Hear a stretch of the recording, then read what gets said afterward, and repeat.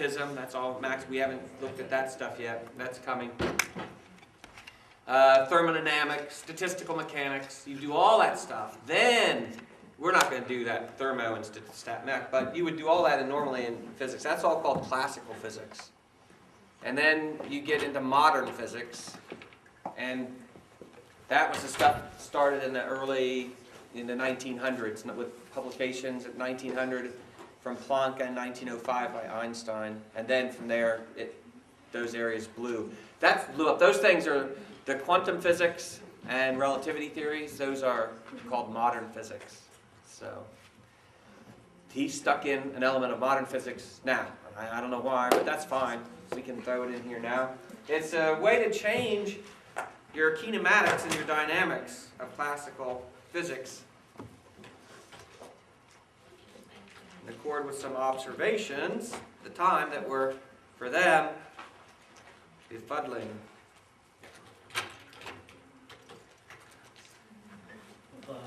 There he is. I was just wondering if you're going to... You quit.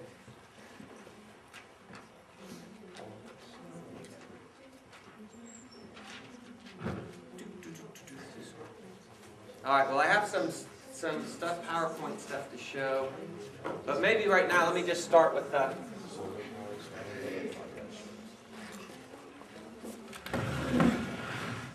So I think this will be brought out in the video again as well. Usually everything I say is doubled up in the videos. But in the late 1800s, physicists thought physics was done. There were just two problems to be solved, and from there on, all physics would just be phenomenology, applications of the theories to do engineering and stuff like that. And in fact, there was a young student, Planck, who was going to university, and he wanted a research area and a major, and his advisor, he thought physics maybe, and his advisor said, no, you're very bright, and if you go into physics, by the time you get out and you're ready to do your project, it'll all be done.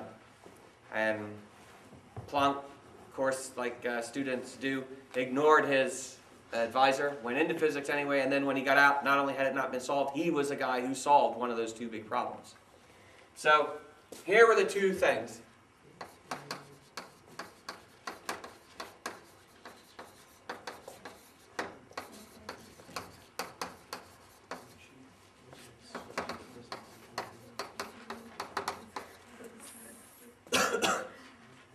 One,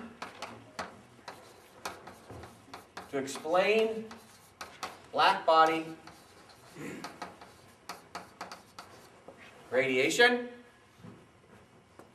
and the solution of this actually led to new physics called quantum mechanics.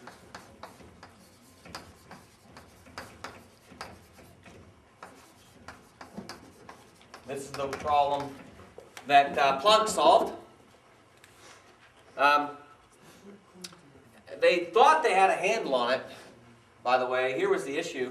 You know that when things get heated up, they glow, they'll glow red hot, and if you make them hotter, they'll even get white hot. If they don't evaporate and sublimate from that point, they'll actually start to turn violet-ish, and then the higher frequency. Here's the story, picture quantitatively. If you looked at an object at some temperature, and you looked at the intensity of the radiation coming out at various frequencies, say wavelengths. So the smaller wavelengths, the higher frequency. You get something occur like this at temperature T1. They had an equation to tell them, right, the wavelength at which you had a peak intensity at a given temperature. Wien's law, they had that, right? They had a mathematical expression. They didn't know why it was true, but they had it. And then if you heat the object up,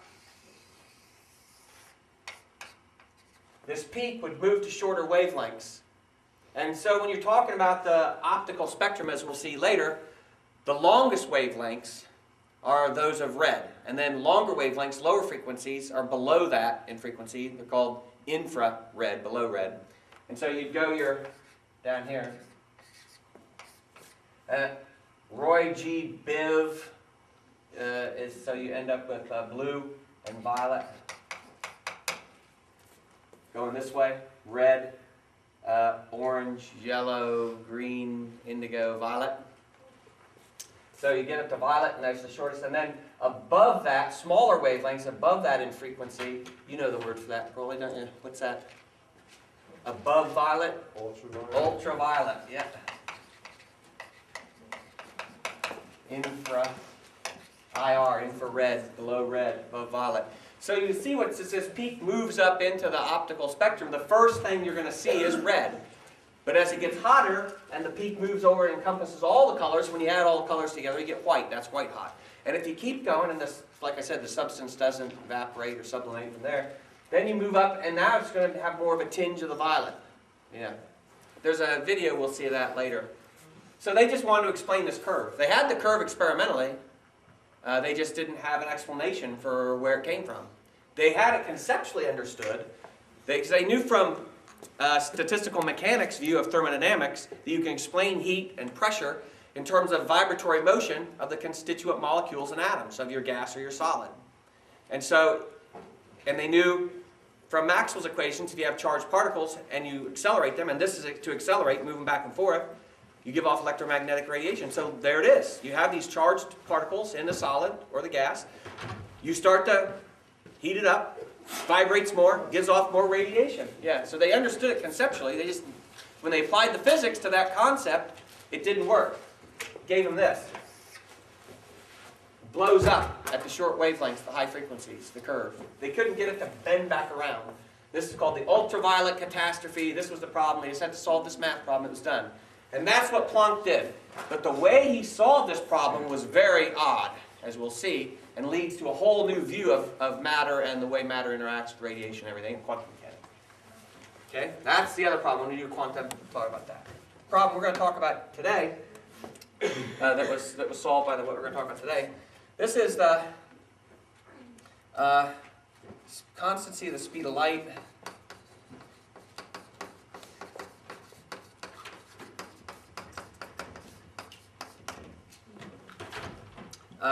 Properties of the ether. Maxwell's equations gave a wave equation in the electric and magnetic fields. We'll see that in a video later, I think. And there was this speed. You get a wave equation, and it, look in the E field, looks something like this.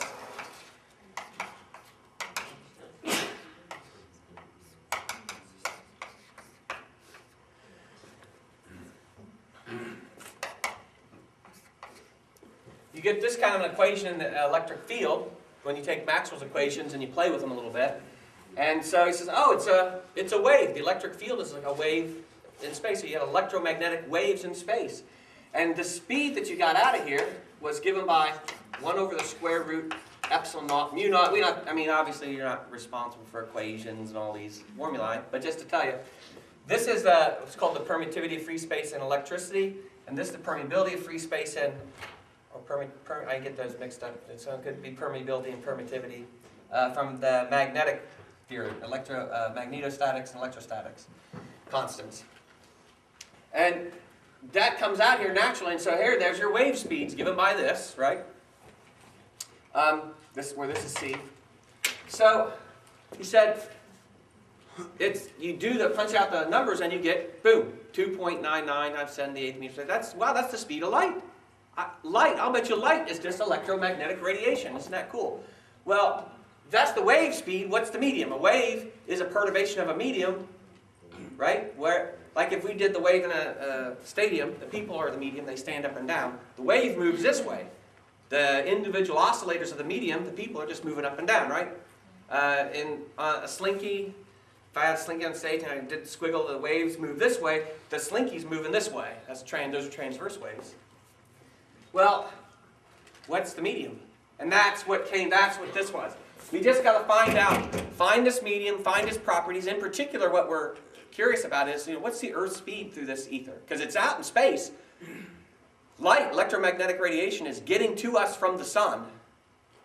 And as far as we know, it's vacuum, right? So there must be something. This ether must be between us and the sun, and it's all through the planets, etc. So we see the planets, we see the stars. So that medium must exist all through the universe. So what are its properties? In particular, what's our speed with respect to this medium? Right? That would be the universal rest frame, the rest frame of the ether. And people were trying to measure that speed, and they kept coming up with the same results. Now here's the problem with that, and it's what's Galilean Invariant. Tristan, would you come up for a second? Help me out.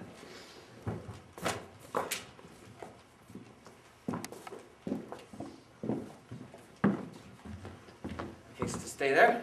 So here's the problem with the fact that everybody was measuring the same speed of light regardless of the relative motion. So if I take this marker and I throw it away from me, and I measure the speed of the marker at my location, moving away from me at 5 miles an hour, and he's at rest with respect to me, so it moves away from me at 5 miles an hour. He's standing still with respect to me, so the marker comes over here, the eraser. I used to have markers I'm throwing. My eraser gets over here. What does he say the speed of the eraser is? If it moves relative to me at 5, and he's standing still relative to me, then it moves relative to him at 5. It's the same, right, obviously. All right, now, suppose that instead of my being still with respect to him, now I move toward him. I move toward him at 3 miles an hour, and I throw the eraser at 5. I say the eraser is moving at 5 away from me, right? But I'm moving this way at 3. So what does he see the eraser moving at him at? 2. So he sees it going slower. Is it going? Probably the same speed. Yeah. If I'm moving this way at 3, and I say this is going 5 faster than me, for him that's 8, right? Does that make sense? If I'm running towards him and I just throw, boom, doesn't it come harder toward him? If I went this way, it would be true, right, Elliot? If I'm moving this way and throw it at 5, right, then I would be taking 3 away from the 5, and he would only see it at 2, right? I don't understand why you... I mean, if I move this way away from him at 5, and I throw this at 5 away from me, what would it do for you guys? What would you see this do? Right? So I feel like you could still throw it and it would still be at 5. the thing is, because we think we always have a frame. Like when you say my speed is this or my speed is that. I was driving my car at 10 miles an hour. With respect to what? Right. Yeah, we automatically put the ground, see? So you're taking my numbers and automatically just putting them on the ground.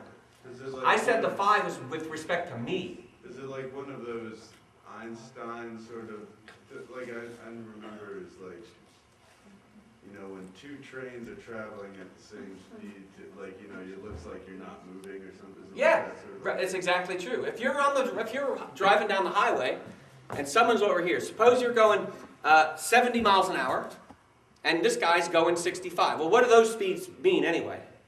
Speed has to be relative to something. If I'm going 70, I'm saying that's between me and the road. This guy's 65, between him and the road. So what are we relative to each other? What would I see that card? I'd be he just like this, 5 miles an hour this way. And he would see me this way going 5 miles an hour this way. Right? Okay, so the 5 I'm giving you that I'm throwing this, that's what I see the marker doing. Not what you see it, what I see the marker doing. So I'm moving this way. And to me, the marker moves like this at 5 miles an hour. But that's not what you see. It's 5. That's 5 more than what I'm already going, right? Okay. That's kind of...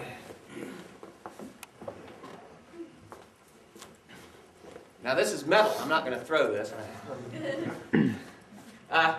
So here's the problem. I mean, that's just intuitive, and that was called your Galilean. The math that goes with Newtonian mechanics and everything is Galilean invariant. It's invariant with respect to that kind of an addition for the velocities. Now, if I take this laser pointer, see, I'm hitting him on the chest with it, and I look at the beam of light that comes out of here and measure its speed, I get speed of light. He measures the speed of the beam over there, speed of light. That's just like my throwing the marker at 5. He sees it at 5. Now I move towards him, though. Suppose I move towards him at half the speed of light and turn the thing on and off, and I see the little pulses coming out at speed of light. And I'm moving this way, though, at the speed of light. So shouldn't it be just like when I threw the eraser? Yeah. My speed plus the speed that I measured is the speed he sees. So shouldn't he see, if I'm moving this way, speed of light plus my speed? Because no. He measured, that's what we would think, but he measures just the speed of light. Thank you, Tristan.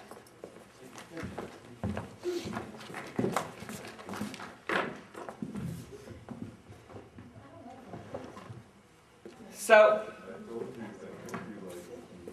the big thing about special relativity, oh, Ben?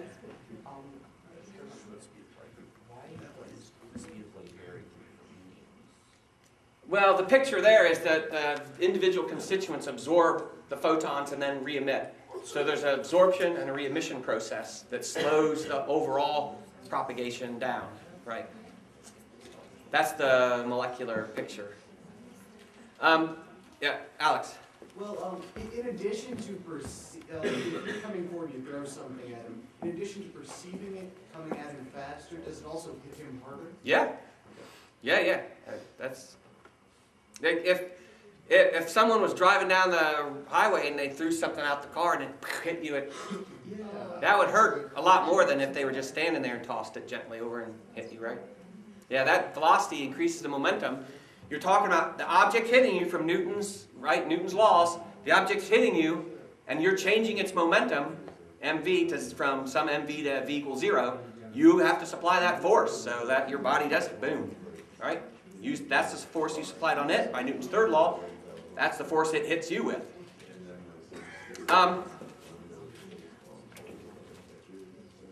What was I going to say now? What are you talking about? And special relativity, right? Special relativity. Einstein said, well, let's say that that's true. Make it an axiom, a postulate, and go from there, right? Now, he was actually motivated by other things, not by this, apparently. I don't think we'll see that in any of the videos. There was some electromagnetic phenomena that was described in two different ways by Maxwell's equations. You take a magnet through a loop of wire, and then you say changing magnetic flux leads to a current induced in the wire on the one hand, and then the other one was when you look at it this way as if the conductor is moving in a magnetic field, you have charged particles in there, and then you have QV cross B, Lorentz forces making the charges move in the wire. So he said, yeah, it's like you have two different explanations, but look, it's relative. Which one's moving relative to the other there is no absolute who's moving and who's not. So how come I have two different descriptions in E&M theory for this same phenomenon? That's really apparently what motivated him to do this. But a lot of people will just say, oh, we were doing these experiments, everybody was measuring the same speed of light, regardless of the relative motions. We'll see today that's what the video is on the Michelson-Morley experiment, done very accurately. And so he said, well, then that's just a fact. Let's just take that as a fact and run with it and see where we end up. So, postulates of special relativity. First, that there is no absolute frame of rest. Motion is purely relative. So there's no experiment you can do to say, aha, I'm at rest with respect to the universal rest frame, and you're moving, or vice versa. So that's written down as, that's called Galilean relativity. He got it from Galileo, and that's just that the laws of physics are the same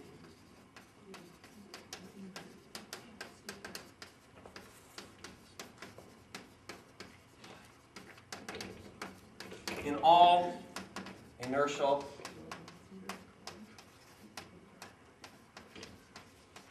reference frames. Inertial means non-accelerated. You do get sort of different laws when you have an acceleration, like in your car. You turn your car, now you're in an accelerated frame, and now you see this centrifugal acceleration, and so there's some kind of a car door force that sucks the contents of your glass over towards it, right? In your frame. in the inertial frame, people look and see, no, the glass and its contents just kept moving in a straight line. You accelerated out from underneath it, and so that's why they collided with your car door. But you might then postulate different laws of physics. The surface of the Earth, we're accelerated, moving in a circle.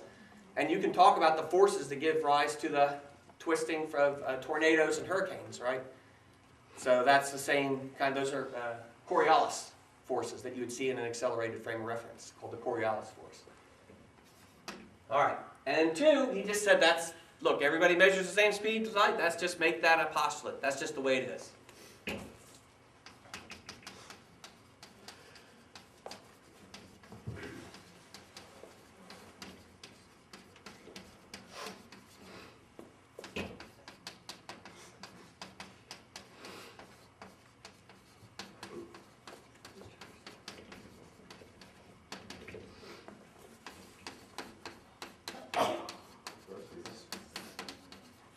So everyone measures the same speed of light regardless of their relative motions. And that's what I was doing up here with Tristan.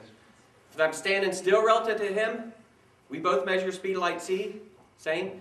And if I'm moving relative to him, I still measure speed of light to be 2.99 times 10 to the 8, and he measures it still to be 2.99 times 10 to the 8. Okay?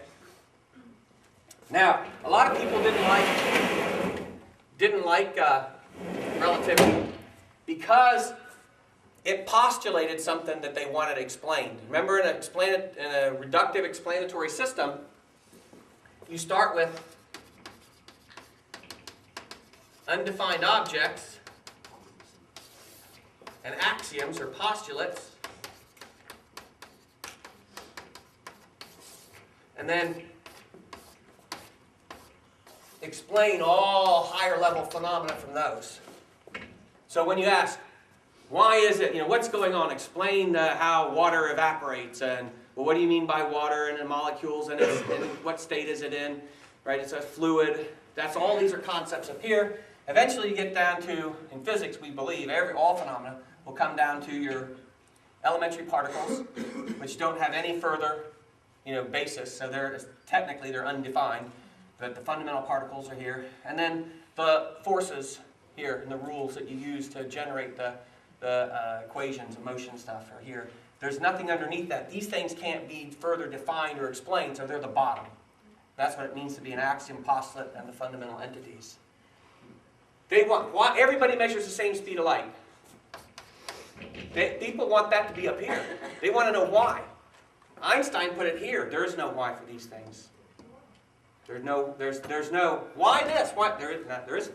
Because there's nothing underneath it, and what it means to give you why is to tell you what's underneath it. So a lot of people didn't like it for that fact. In fact, that was a long time before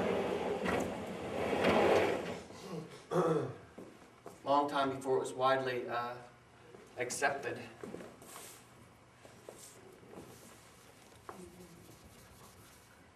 Now I want to show you what this leads to. Weirdness that this leads to. This is the thought experiment, which you'll see reenacted in various forms in the videos I have to show you. But suppose that I'm going to be on a platform thingy, train platform if you like, moving like this relative to you guys, and I'm going to turn on a flashlight, laser say, and send a pulse up to a mirror, come back down here. So all I see is this. The pulse of light goes up, hits the mirror, and comes back down to me, right? Ignoring gravity. The reason this is coming back down is gravity, right? We're ignoring the effect of gravity on the light. The reason it's coming back down is because it hits the mirror and gets reflected straight back down, okay? Boom, boom, okay. But that's not what you see. Because I'm going this way. When it goes up, comes down. So it left over there, goes up, hits the mirror, comes back down, and is received over here. 2 different places. Okay? So that's what we're going to draw. Goes up, some distance, capital D, hits the mirror, comes back down. I measure the time between these 2 events.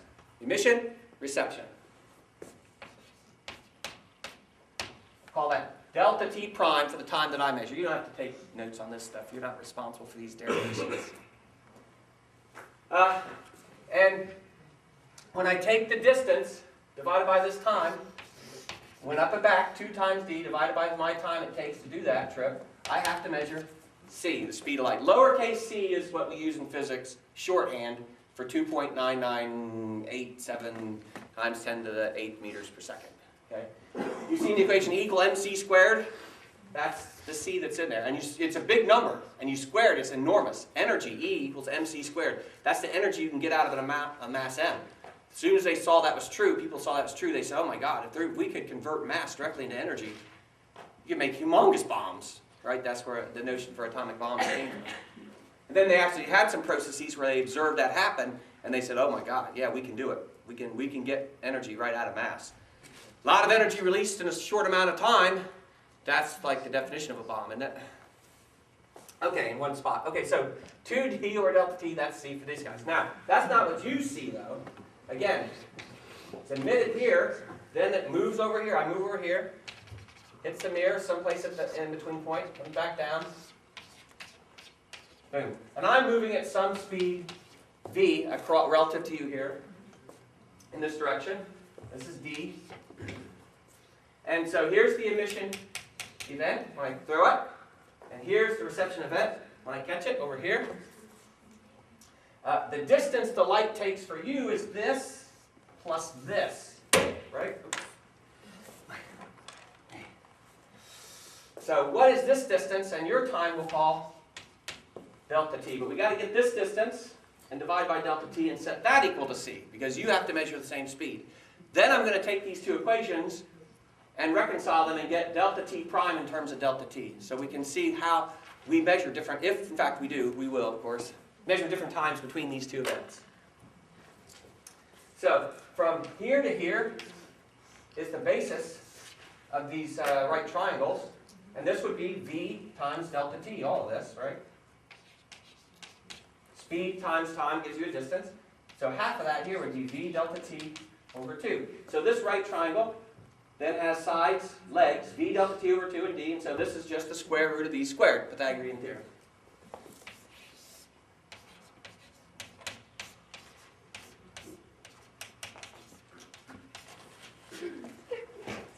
That's this length times 2 divided by delta t equals speed of light.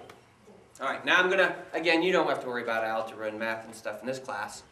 I'm just going to go through it. It's pretty simple. We do have like 3 or 4 math majors in here, and certainly most people can do algebra, so this is not so cryptic. What I'm going to do is I'm going to replace d. I'm going to use d here in this equation.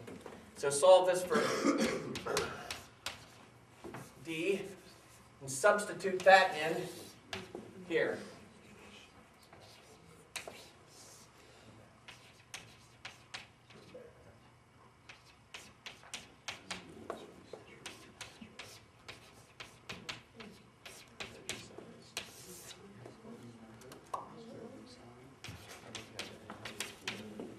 Let me put this delta t over here. This cancels. This is 4. Square root of that is 2. So that cancels. Square both sides.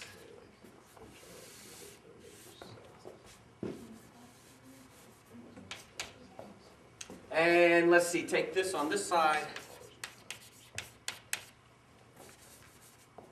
Trying to get delta t prime equals, something in delta t. So divide through by c squared. Oops, I lost my 2 there. Factor out the delta t squared. If I'm going to factor out delta t squared from here, I'm running out of boards, am I not?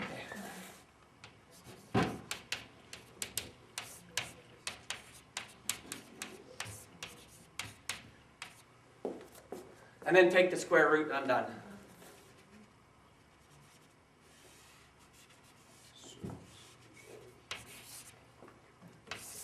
There it is. All right? So it's not delta t prime equals delta t. That's what Newton assumed. In fact, he wrote that in Principia. Time is universal. Same flows for the same way for everybody. Space is a universal context for like a receptacle for all us and things to be in, right? And time flows through it uniformly for everybody. That's the Newtonian space-time picture. that Einstein saying, look, if everybody has to measure the same speed of light, regardless of relative motions, then we're going to have to measure different times between events. We're going to have to disagree as to how much time takes place between two events. That changes things. How so? This is the proper time. This is all the thing I'm lectured on. This is one of the things you have to know. What is proper time? Proper time is the time measured between events in the frame of reference where those events occur at the same place in space. For me, emission and reception, right here, right in front of my face, right? Same place in space, my space, for me.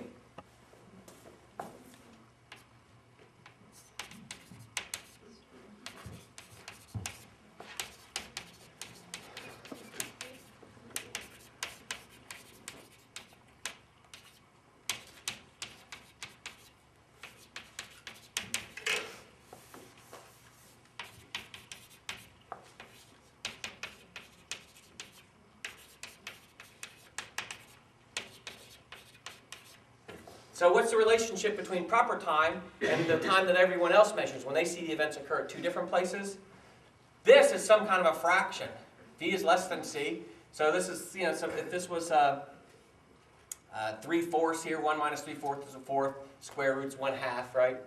So delta T prime would be half of delta T. In other words, delta T is going to be bigger than delta T prime.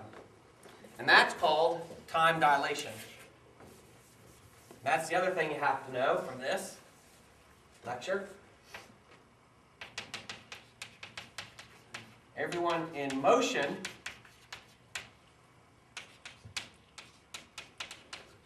relative to this frame, this where the events occurred at the same place, they see the events at two different places in space, right?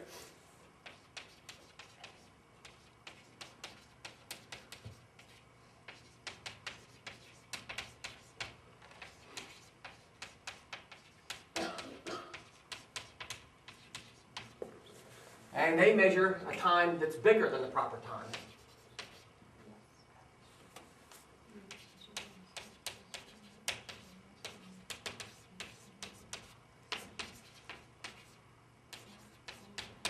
Bigger than the proper. Let me write the proper time. And this is called time dilation. So you're on drugs, your pupils dilate, they get big. I've seen that anyway. Now,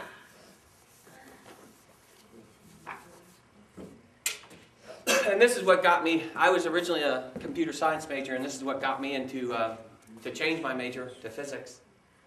I read in the book, in the back of my book about this, in my intro physics book, I had to take intro physics as a computer science major. And I just read this bit about special relativity. And I saw the professor and I said, this can't be right. Because look, if I'm in this room and someone goes through the room and smashes through that wall and smashes through that wall, and I say, how fast are they moving? Well, speed is relative, right? So whatever I say his speed is going like this, he's got to say that's my speed going the other way. So he smashes through that wall and he smashes, and I time it. Start the time when that smashes, boom, time, finish. Now, he also gets the time between those two events. Of course, he has the proper time. I don't. Those two events occur at two places, different places in space for me. For him, if he smashes through the, boom, the first wall right there in his face, smashes through the second wall, boom, right there in his face. For him, those two events occur at the same place. Right, boom, right in front of him, right in front of his nose of his rocket, right? For me, two different places. He has proper time. His time will be smaller than mine. So if I say, what was his speed? Size of the room, right, divided by the time I measured.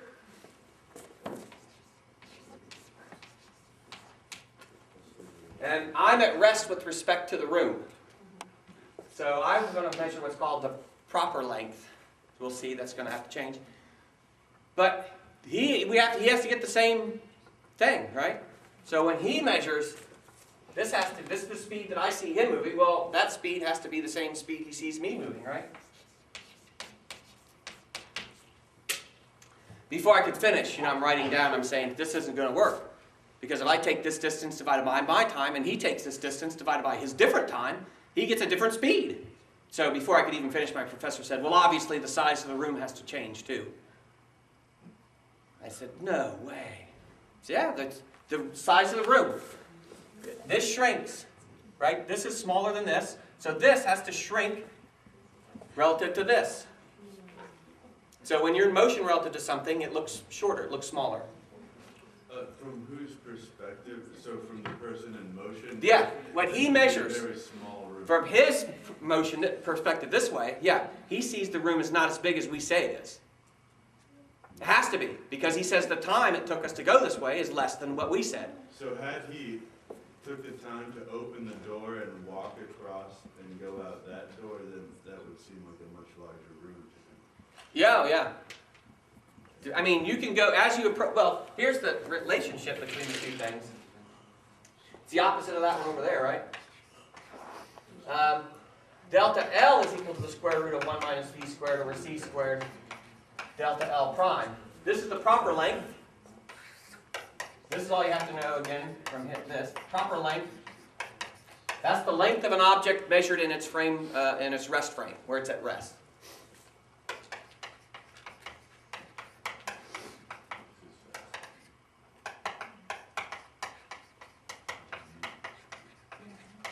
Everyone else is going to measure a shorter length. Everyone in motion, with respect to the object, is going to see the object smaller, shrinking, right? They'll measure a shorter length. It's called length contraction.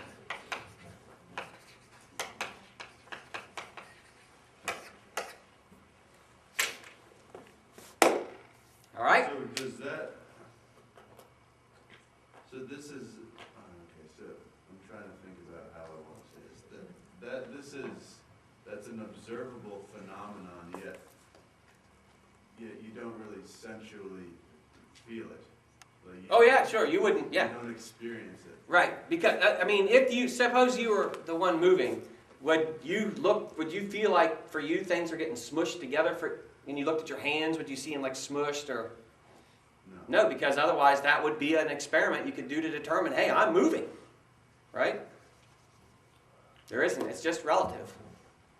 See, so here's the thing, and this is sort of the perplexing part, and it all comes down to the big, how do we depict space-time now, different from Newton's? The way you perceive space-time right now is Newtonian.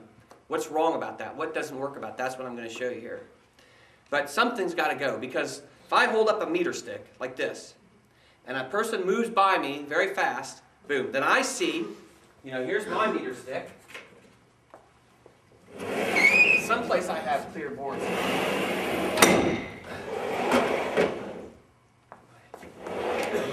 Someplace I have a clear board. Here we go. I hold up my meter stick, and then you move by me, boom, and I just freeze at some instant, right? At some instant of time. Then I'll see your meter stick like this next to mine. Your meter stick is shorter than mine. But, for you, I'm moving that way, right? So your meter stick is a meter long. So you would say, so you're moving like this at speed v relative to me. This is your meter stick relative to mine. You say, no way, dude. My meter stick is a meter long.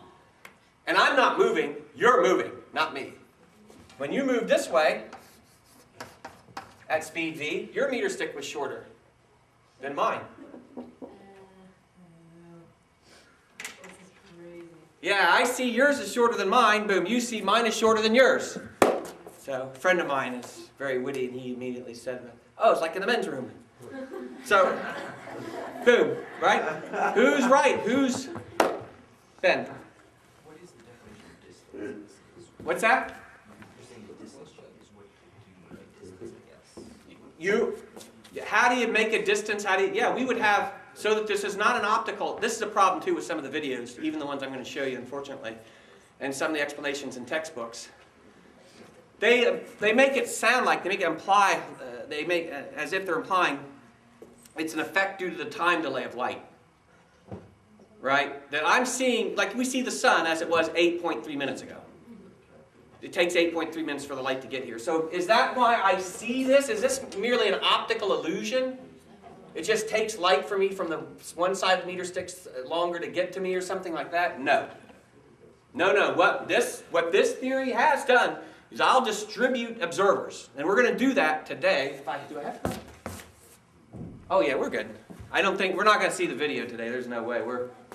Because I want to do this part. This part of the lecture is really, this part of the class is one of the weird things I promised you at the beginning. It's very weird. So, one sec. So we will actually have people standing, and then we'll have a pair moving relative to them, right?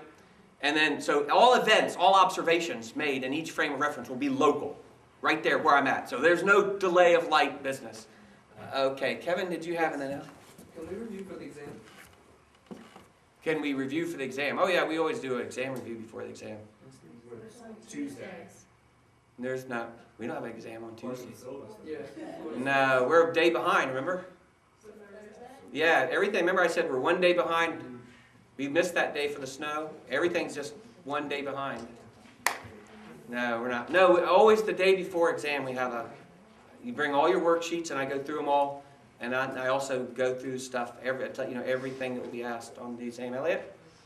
I don't know if this is feasible, but would there be a way, could you capture on film or something to perspective, like to relative? Yeah. One of the videos I'll show you will talk about that, and they'll show you the optical effects. Is this what you would see? That's a different question than what you would measure. You have your observers at rest. So I got a guy over there at that door and a guy at that door. Now if I look at his watch and I look at my watch, his watch is behind mine by some split second because it takes light so much time to get to me from him, right? If I looked at a guy's watch that was standing it still on the sun, his watch would be 8 minutes, 20 seconds behind mine. But then I would know, his watch is synchronized with mine. So when he measures a time there, then it's synchronized with my watch. That time is for us the same. Right? So this is not an optical effect. That's why when you do these measurements, I'm going to talk about that right now. When you do these measurements, everything will be done locally, and then you'll compare the numbers, get together and compare your numbers and go, what? How could this be? This is weird. But what you will see is different. There's no visual distortion. There's a visual distortion, absolutely, sure. Because it's just like if you're moving in a rainstorm. The light hits you, the raindrops hit you this way, as if you're standing still and they're being driven into you this way, right? Well, how does your brain reconstruct an image, visual image? By the direction the light hits the cornea and the retina. Well, then if you're moving like this, and the light's hitting you this way, when it's moving from this object to this direction, and you hit it this way, this point, for your going into your eye, is going to come more like this, and so this point will move down. So if I move very fast this way toward the wall, you wouldn't see the wall get bigger, like now it's getting bigger and bigger visually, right? No. If you move this way very fast, you would see the wall shrink and move away from you and get brighter. So someone explained all these optical effects. A scientist sent them out to Star Trek many years ago, producers, to say, yeah, you guys, when you do the Star Trek thing and they blast off in the rocket and all the stars move this way, that's not what you would see. If you blast off in the rocket like you're describing, all the stars would move away from you and the whole, like you fell backwards. In fact, if I took off this way from there, moved here, light from this wall comes out this way, but look, I hit it. And so I see the wall over there. So if I took off this way very fast, it would look like I was being swallowed up by this wall. Everything in front, all you guys would shrink and move away from me. But I would be moving this way very fast. So they explained that to the producers of Star Trek. And they said, we can't, it would take us a whole show just to explain why when our guys go this way, it looks like they're falling that way. Well, never mind, forget it. So they didn't bother fixing it. That's the optical effect. That's different.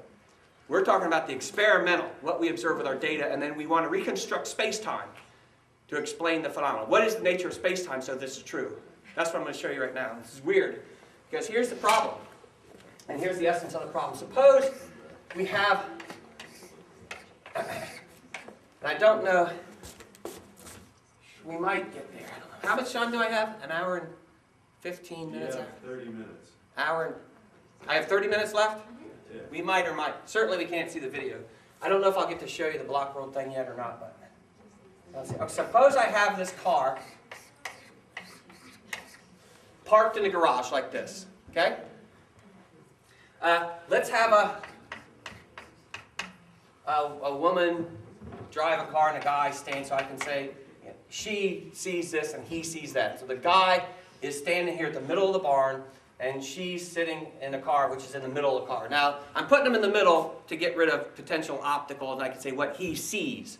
And so it's not a function of his, okay, the time delay of light, right? So here's the story. When the car is parked in the garage, it doesn't fit.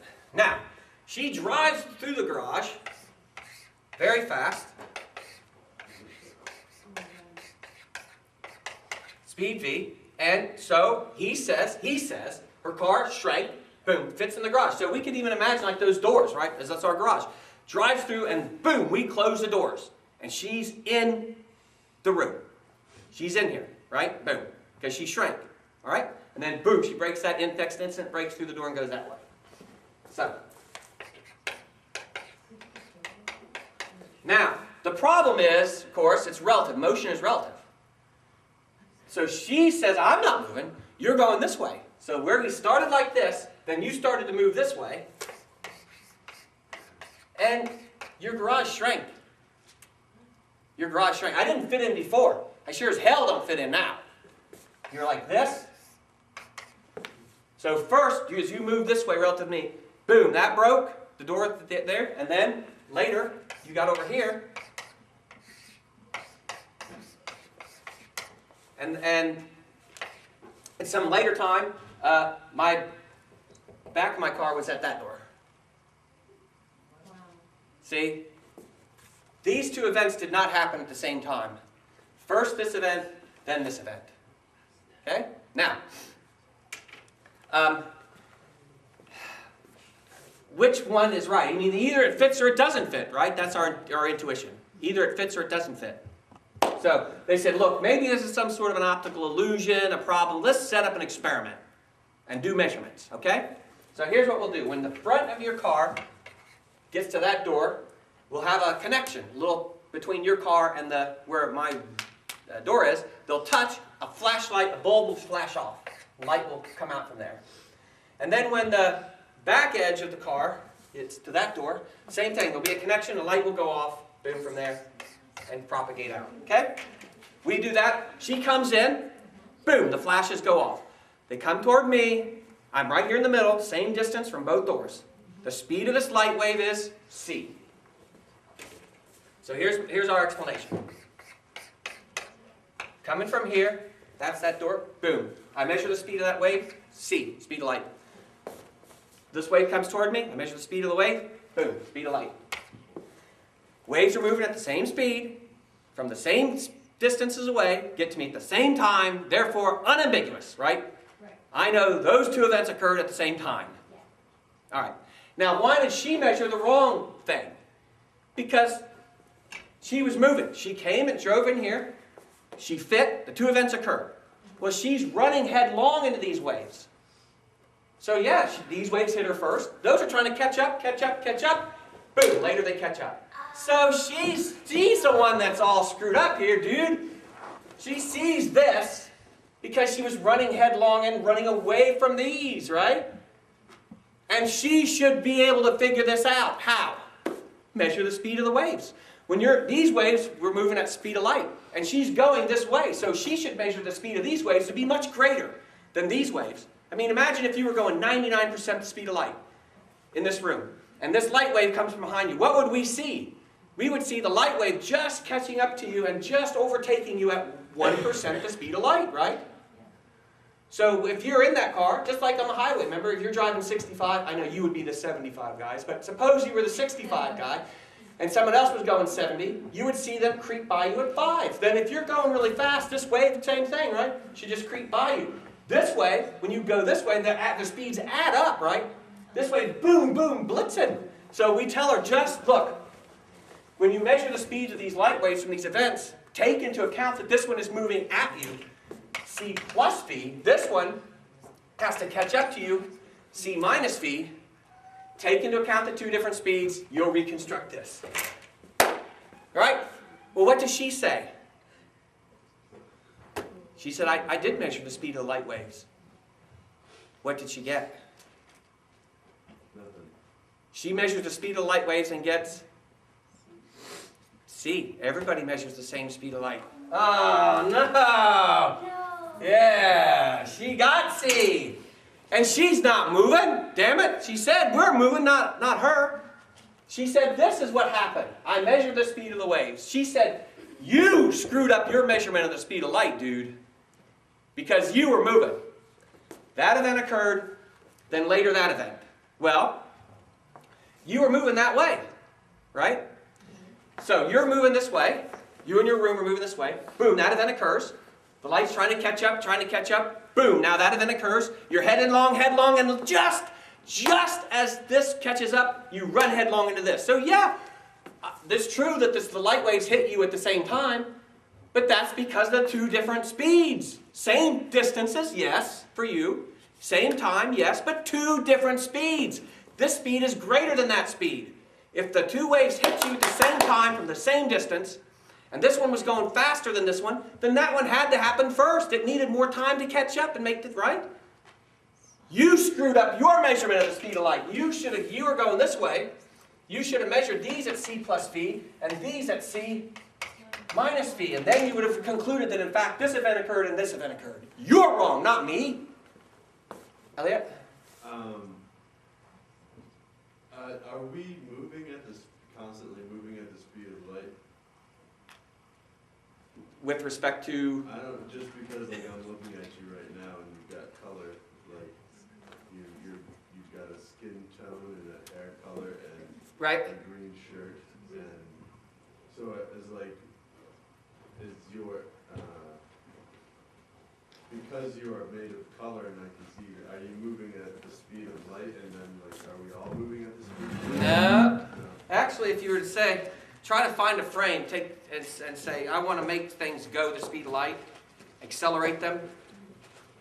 It turns out as you do so, the momentum increases the same way that that 1 minus v squared over c squared is in the denominator of momentum. So as it goes to 0, the momentum goes to infinity. And force, remember, is the time rate of change momentum. So to make an object go, take any ordinary object, and to make it faster and faster and faster, make it go the speed of light, the next little increment in speed eventually approaches, the force necessary approaches infinity. And we've got particle accelerators where we do that. You know, we let them fall through that electromagnetic field, and they go faster and faster, and we've gotten them up to 0.999999 times the speed of light, but you can't make them go the speed of light. There's nothing in relativity that says you can't go the speed of light. It just tells you that to make something go the speed of light that's not already going the speed of light takes an infinite amount of force. So there are people who have postulated the existence of... All right, so we have... Oh, perfect. So again, here, now I can get the punchline to all this. I have to find...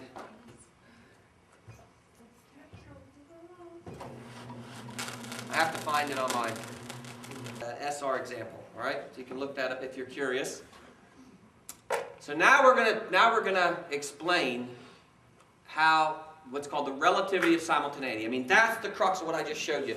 Does the car fit or does it not? Did we answer that question?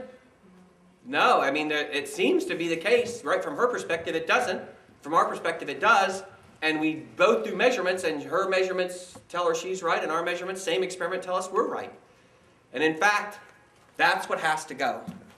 The notion that there is an absolute notion of simultaneity. The notion that Newton had, there isn't of space, a uniform existing space, people are in it, time flows smoothly for all of them, which defines what space is, right? Space, the same time for everybody.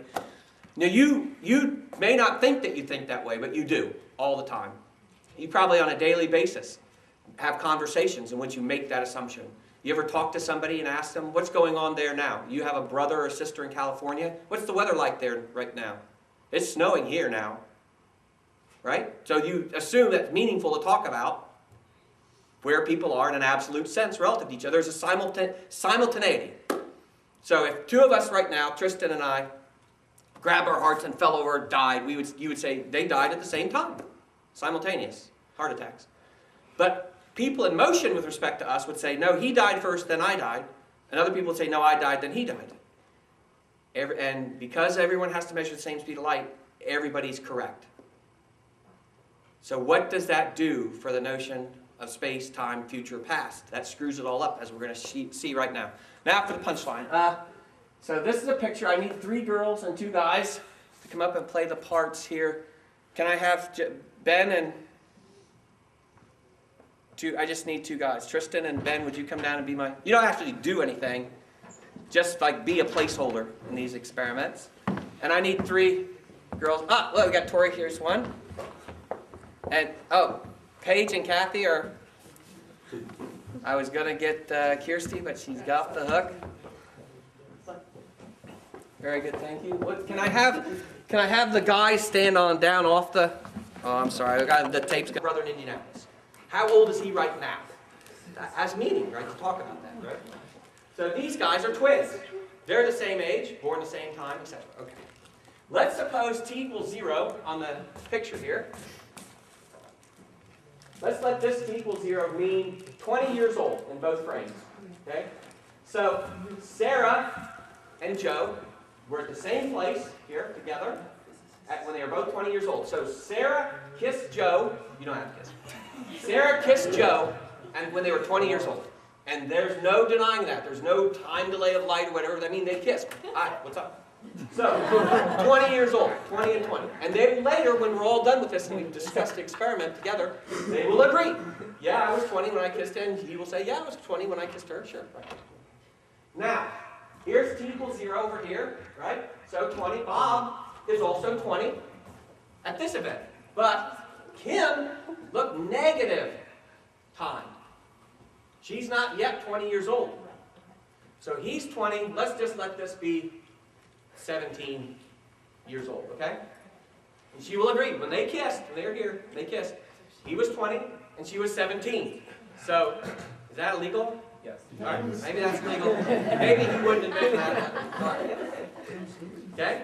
Now, so the boys say that these 2 events were simultaneous, right? Because they're the same age. They occurred when they were both 20 years old. But what will the girls say? No. Hell no. This event up here didn't happen when this event occurred. Look, she's 20. She's only 17. They're the same age. The girls are all the same age. So Sarah says, no, Kim kissed Bob 3 years before I kissed Joe. So now the boys say these 2, and the boys say, by the way, the girls clearly aren't triplets. I mean, that's crazy. They're right. Now, look at the distance. Look at the distance between Bob and Joe. 1,000, and in units, I think it's kilometers in this particular thing. Okay, but in whatever spatial units, this is 1,000. Okay. The boys say. What do the girls say? The distance is between Sarah and Kim. 1,250. So what do the boys say the distance is between Sarah and Kim? 1,000, right? Yes. These 2 events occurred at exactly the same time, and they're 1,000 apart. Okay. So what do they say about the girls' measurement? It's too big. The girls claim that this distance right here is 1,250, and it's only 1,000. It shrank. The girls' 1,250 shrank to 1,000. What are we trying to figure out? We're trying to... For one thing that we're doing is, I'm trying to show you the relativity of simultaneity. That means when 2 events occur at the same time or not is relative to your frame of reference. These 2 events occur for the boys at the same time, but not for the girls. Now you use that to explain. Remember I talked about the meter sticks in motion relative to one another? I see yours is shorter than mine and you see mine shorter than yours. How can that be? Now we're going to see how that can be. We can make that possible because we disagree as to what things happen at the same time. That's what explains away that. The boys say this distance is 1,000 kilometers. The girls say this distance is 1,250. So the boys say the girls measured this distance too big. Their 1,250 shrank to 1,000 as they moved this direction. But the girls say that, no, you screwed up the whole measurement. You took these 2 events as simultaneous to get this distance. But this event down here occurred 3 years before this event. See, the girls disagree as to whether, remember like the girl in the car that came through, that event, then that event. And we said no, they were at the same time, remember? There's a disagreement. And both people are right. You can't both be Can't either be wrong because everyone measures the same speed of light. This is just a consequence. All right? Now, the other consequence of this is, the one that's kind of weird, this is the weird part. Well, let's finish up the example here and go to the part that they say, the girls say happens simultaneously. I forgot, I thought I was on a PowerPoint, I'm not, I'm on a... All right. See, here's what the girls say happened. When Kim was kissing Bob, 17-year-old Kim was kissing 20-year-old Bob. They agree that's true, right? 17 and 20, right? Well, he's over here somewhere, right? That's 3 years before he gets here, right? Okay. What do the girls say happened at the same time? Don't worry, Alice, I'm going to get you kissed here in a second. So when you're up here kissing 20-year-old Joe kissing 20-year-old Sarah, then we have to go to the frame, right, where they're 20. Alice is 20 years old, and now Bob is here. Ben, you're Bob. And now Alice is 20 and kissing Bob. But look, now his time is no longer 0. It's positive. It's bigger. Let's make this like 22, right? So now, here's what the girls say happens. See? 20, 20, 20, 22. See, that's the problem. The girls say this is simultaneous, these two events. The boys aren't twins. He's 2 years older than him. We are triplets. And now, check this out. Look. Look. What do the girls say the distance is between Alice and Sarah? 800, right? This distance right here is 800. For the girls, they say this is 800. So this distance between the boys is 800. But what do the boys say this distance is? 1,000. Yeah, so the girls say, dude, it's not as big as you think. Right? In motion relative to each other.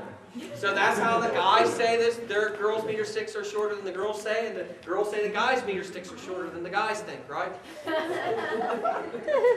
That's the way it works. Now, I'll give you the punchline and we'll adjourn for today. Now, that's kind of weird, but now here's the real weird part about everything, right? Here it is. Because look, we have this notion of a now we share together, and that's not true. Now we realize that's not true. What you mean by now, for everyone in existence, is relative to your frame of motion. So, we think sort of the beginning, ourselves, our beings, right, at the beginning of this class don't exist anymore. Right? Did anyone see the Langoliers that they eat up from Stephen King, it eats the past, or whatever, your past doesn't exist. If you look at a baby picture of yourself, you would say, I'm that, right? The baby doesn't exist anymore. I only exist now. No, I mean now. No, now, those other nows don't. See what I'm saying? My tomorrow version, if I'm still alive, doesn't exist yet. I only exist now. And we're sharing that coexistence, that co-realness, aren't we? I think of Brock. You're with me now. And Flory, with me now. You're right? Just our versions of the... But what is that? That's simultaneity. No. Yeah, we're fucked up. Watch what happens. Watch what happens. This is what's true. If special relativity is true, then this is what's true. So they're kissing and they're 20. Well, he's sharing... Since we're set, we'll keep this configuration. So she's sharing realness when she's 20 with 20-year-old Alice, right? They're co-real. They coexist. They're touching each other. So he's co-real with her when she's 20 and he's 20, right? You can't touch somebody. I can't touch your baby version. I can't touch your tomorrow version, right? I can only touch you in the now that you share with me, right? And she shares that 20-year-old nowness with her 20-year-old sister who's sharing her nowness with 22-year-old Bob. You see what the problem is? Yeah. So he's co-real with her, and she's co-real with her, and she's co-real with him, and therefore, They're not co-real. he's co-real with his future aged brother. Your future is just as real as the present. It's not there. Your future versions of yourself are just as real as your present. Now, let's do the last bit. Come back here. Now we'll do it on the other side, right? 20. He's co-real with 20. 20. He's co-real with him. 20, right? Because they're twins. But he's kissing 17-year-old, I should say Tori Kim. So, 17-year-old Kim is sharing realness with 20-year-old, right? Her future version. And she's therefore sharing realness with her past versions, right? See what I'm saying? Yes. So your future, okay, you guys are done. Thank you very much. Hopefully no one has anything communicable. With all that kissing. Oh, I had a lot of them. You see what the implication is? The future, the present, and the past are just they are just as real as there's no privilege now. You feel like there's a privilege now. No, now. Right? So in this theory, that's just an illusion. Your future versions and your past versions, and those future and past versions of everyone in this room are just as real as our present versions. That's called block world. Okay? And Einstein called that the pathology of special relativity. There's no room for what is probably the most confirmable, empirical, fact about reality that there's a now. It doesn't exist. There's no counterpart to this notion of a nowness, right, in special relativity. And he said that is the pathology of special relativity, right? Okay, so next time then we'll see special relativity videos, okay?